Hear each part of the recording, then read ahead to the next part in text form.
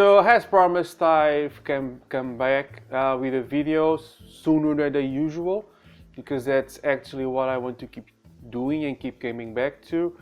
And I'm bringing today I bring again today the Yashica 635 camera. I'm looking down because that's where it is, so I'm getting some inspiration from it.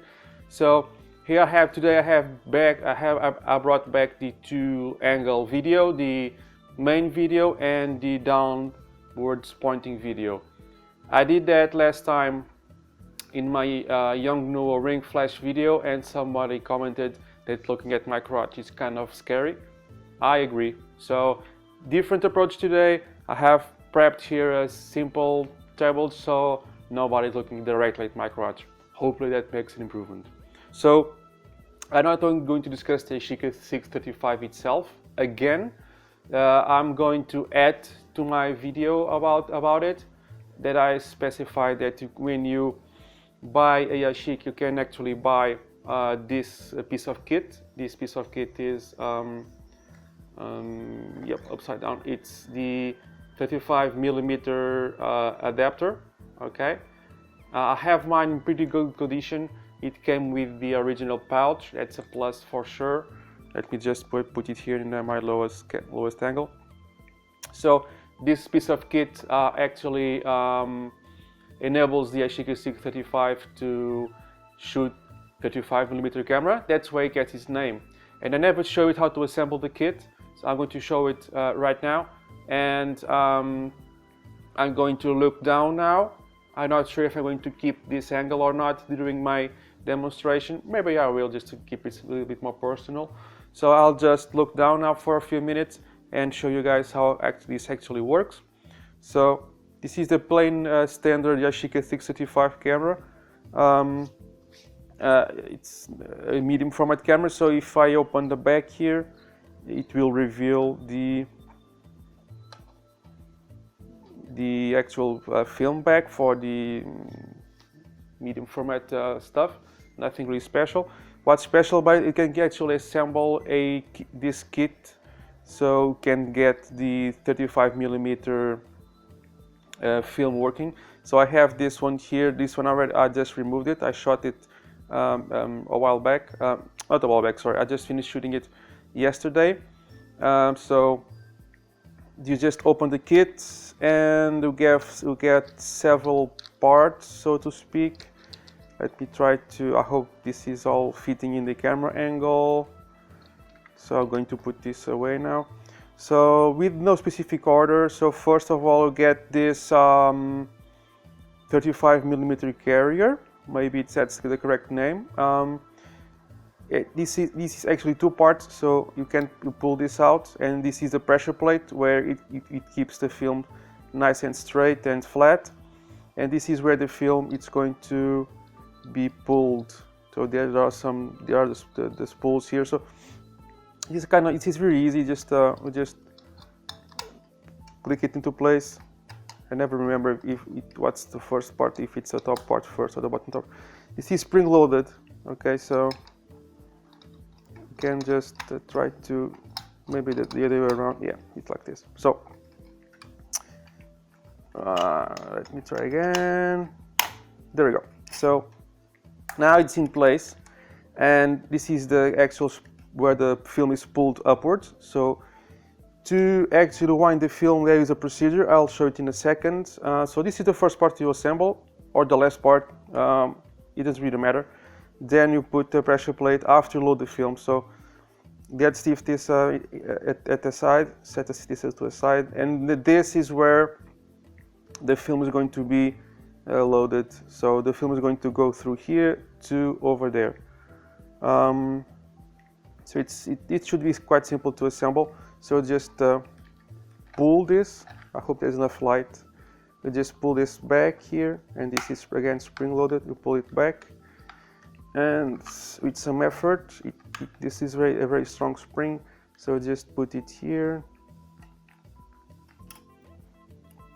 So let me try to make this the best I can. Okay, so now it's in position.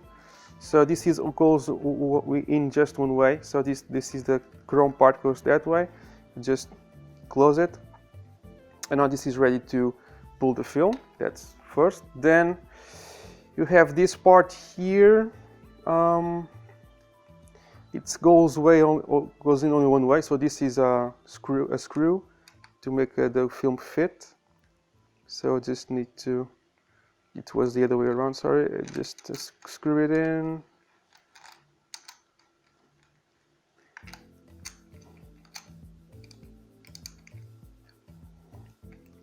There we go, so it's just screwed in, and this little piece that you're left with in the end actually goes in your film. So now it's time to load your film. The film will come out like, I don't have any spare film right now to show it in detail, but the film will just go through here, quite easy. So you have there a notch, you just align this notch with that notch there. Then it's also spring loaded, you pull this back.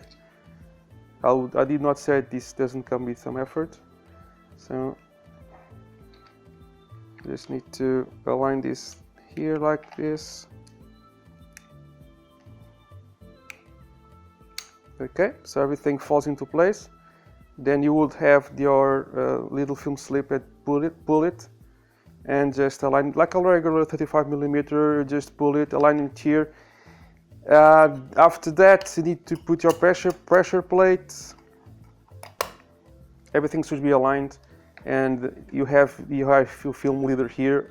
So you need to actually press this little button, press it. Then you are actually able to wind it.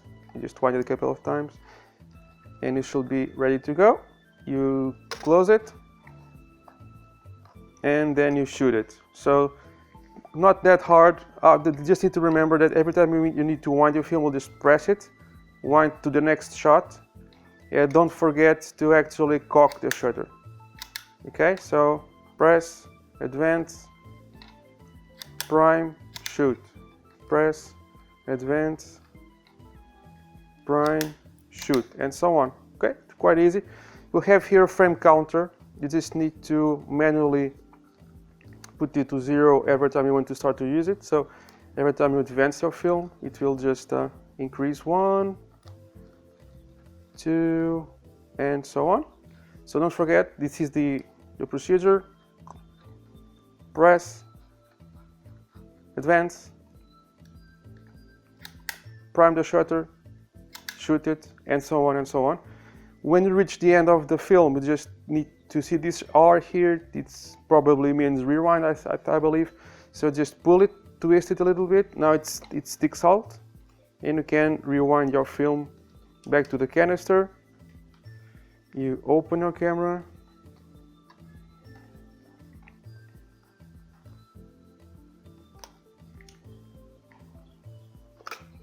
and you just undo everything with it so far. So it's pretty standard. Nothing's. Maybe the first couple of times you feel a little bit with some difficulties, but you do it a couple of times and it should be fine. So, but as you noticed in the title, I also mentioned that you can shoot sprocket holes with this camera using this piece of kit. If you can imagine, if I pull this, the film will just go through here, and the sprockets will be covered by this piece of metal here. So that's something I didn't want to do.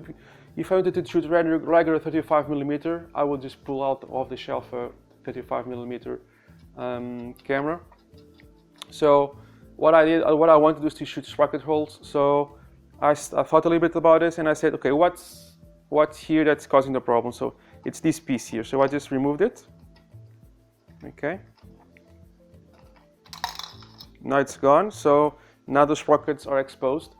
Then I tried to load my film, and I noticed that every time I did this standard procedure and I tried to pull the film, this plastic piece here, it's not very securely attached to the central knob. So every time I did this, then this film will stay still, and I could freely wind the film, but the film would stay still because this piece was not firmly attached to the central piece. it was just softly attached, because what actually helped advance the film are these. If I put this back again, you'll notice that, let me try to do this properly. So these things here would actually help. See, this is mechanically pulling the film up. So this was not doing enough strength to actually pull the film upwards on its own.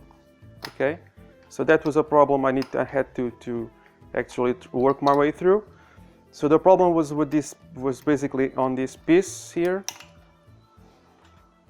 So the problem was with this piece. So as you can see here, it's spinning freely, and that was happening on this side also, where the force is being applied. So every time I try to twist, this would stand still and this will twist like this one here. So it was impossible for me to actually wind the film successfully without this piece.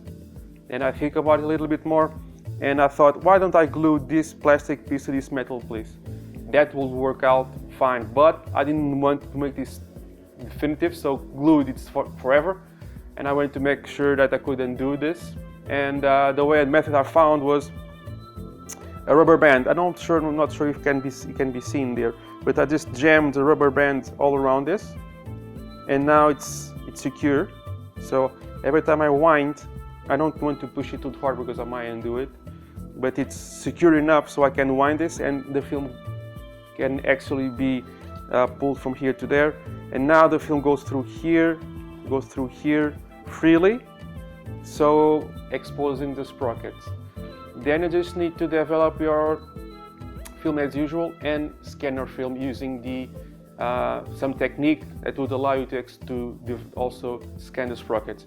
But if you want to learn how I did it, I will probably make a video about it and explain you how I managed to work around it using a regular scanner, an Epson V600 scanner that does not have a sprocket ready tray. So I had to make do with something else, and I maybe share with you later on in a new video. If you want to hear about it, just leave a like, leave a comment, and let me know, and I'll do that video for you guys. So this is running kind of long right now. I don't want to make it so long, but that's life. So I hope you enjoyed this, and I see you next time.